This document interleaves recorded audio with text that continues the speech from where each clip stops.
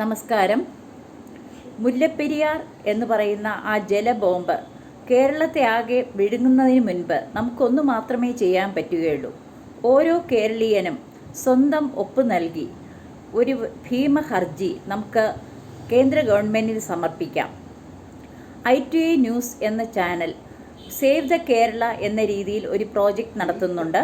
അതിനു വേണ്ടി നമുക്ക് അവരുടെ കൂടെ നിൽക്കാം. അല്ലെങ്കിൽ സ്വന്തമായി തന്നെ പല സംഘടനകളും ഒപ്പ് ശേഖരണത്തിലേർപ്പെട്ട് അത് ഒരു ഭീമമായ ഒരു ഹർജി നമുക്ക് കേന്ദ്രത്തിന് സമർപ്പിക്കാം. അങ്ങനെ നമ്മുടെ കേരളത്തിനെ രക്ഷിക്കാൻ പറ്റുമോ എന്ന് നോക്കാം. ഈ ഒരു വഴി മാത്രമേ ഉള്ളൂ. നമുക്ക് കേരളത്തിനെ രക്ഷിക്കണം. കേരളീയർ, നമ്മുടെ കുട്ടികൾ, നമ്മൾ തിരുവനന്തപുരത്തായാലും കാസർഗോഡായാലും നമ്മുടെ കുട്ടികൾ പലരും എറണാകുളത്ത് ജോലി ചെയ്യുന്നുണ്ട്, അല്ലെങ്കിൽ എറണാകുളത്ത് പഠിക്കുന്നുണ്ട്. അപ്പോൾ കേരളത്തിൻ്റെ മധ്യഭാഗം ഇല്ലാതെയായാൽ നമുക്ക് ഒന്നുമില്ലാതെയാകും. തമിഴൻ്റെ വിലപേശലുകൾക്ക് മുൻപിൽ നമ്മൾ മുട്ടുമുടക്കി കൊടുത്താൽ നമുക്കില്ലാതാകുന്നത് നമ്മുടെ സംസ്ഥാനമാണ്. ഓർക്കുക, നമുക്ക് കേരളം വേണം. നമ്മൾ കേരളീയരാണ്. നമ്മൾ കേരളത്തിനെ സംരക്ഷിക്കണം.